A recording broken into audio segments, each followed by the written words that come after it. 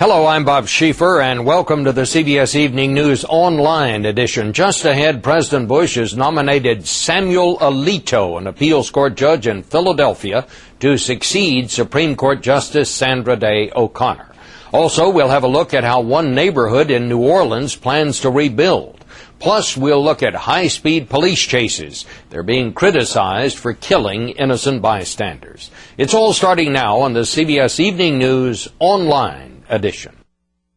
Well, conservatives wanted a conservative on the Supreme Court and said the president ought to risk a fight in the Senate to get one. Their wishes have been fulfilled. Samuel Alito is a respected conservative, and if the early Democratic reaction is an indication of what's ahead, it will take a knockdown, drag-out fight to get him confirmed. We have extensive coverage and analysis tonight, and we begin at the White House. Here's John Roberts.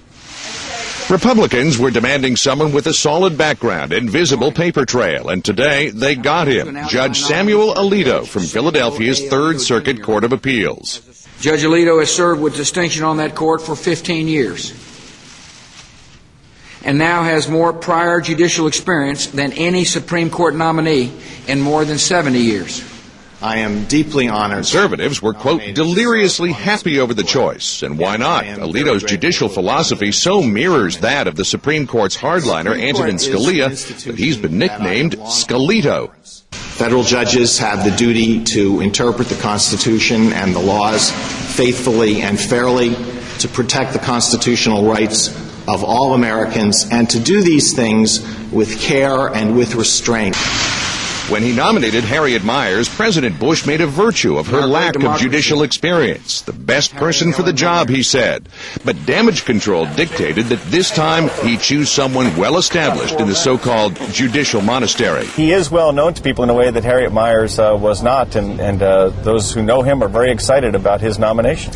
And after the disaster of the Miers nomination, some conservatives said, today's news was like waking from a bad dream. Wounds are healed and the party is united, and conservatives are feeling like this was a grand slam by the president. I mean, the enthusiasm level for Sam Alito is incredibly high.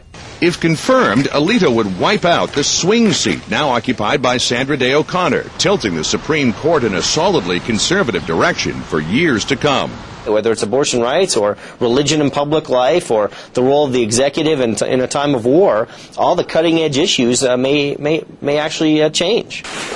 The nomination is bound to ignite a bitter fight with Democrats. But wait a minute, said the president. Alito was confirmed unanimously by a democratically controlled Senate twice. And I urge the Senate to act promptly on this important nomination so that an up or down vote is held before the end of this year. While there's still plenty of hard politics still ahead, the president has effectively changed the subject away from the CIA leak investigation, the Iraq War, and other troubles plaguing the White House. But the distraction may be short-lived because the vice president's former chief of staff has his first day in court this coming Thursday. Bob? Okay, John. The French Quarter of New Orleans would normally be filled with Halloweeners tonight, but like so much else there, today was just another reminder of the heavy toll from Hurricane Katrina. In one of the city's other historic neighborhoods, the Lower Ninth Ward may never be the same. Trish Regan has the inside story.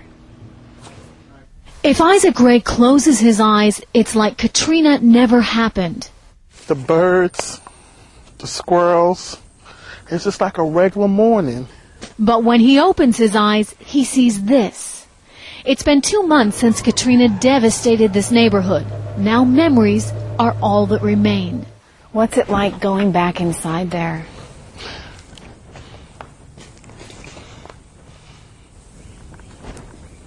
It's nothing inside there.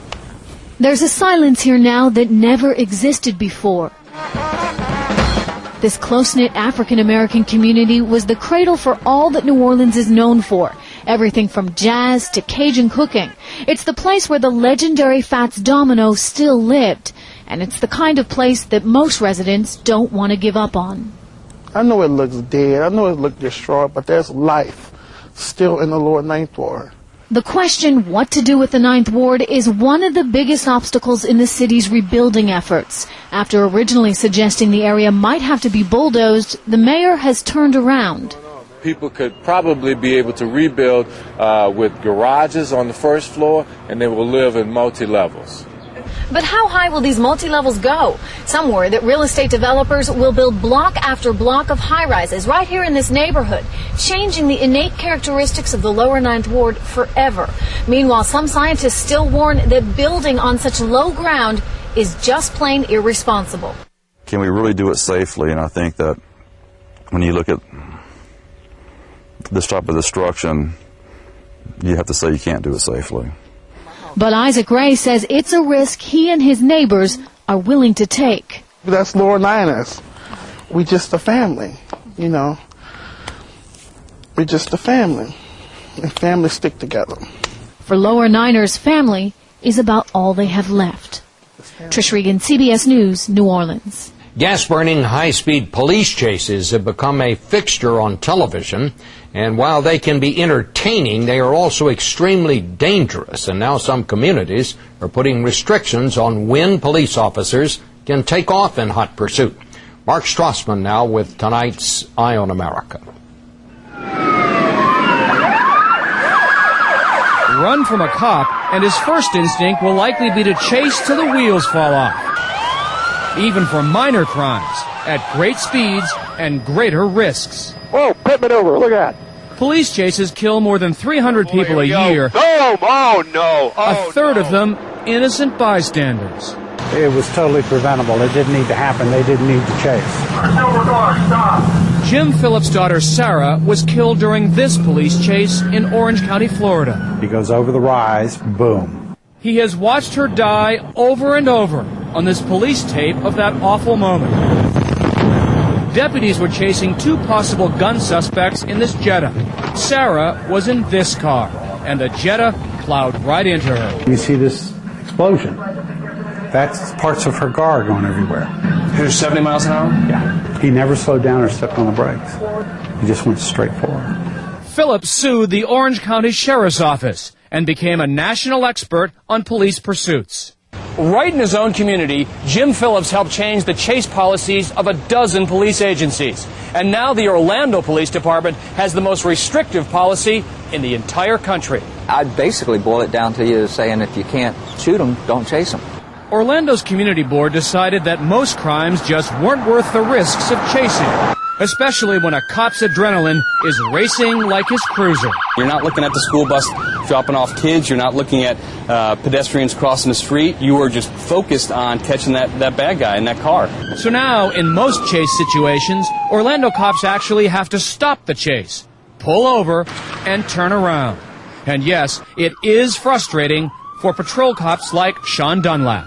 But somebody who does run, let's face it, it ticks you off. It does. And they know that if they take off, that we're not going to chase them because we can't. And it becomes a game for them, but it's a game we're not willing to play. But cops in many communities still chase for almost any crime.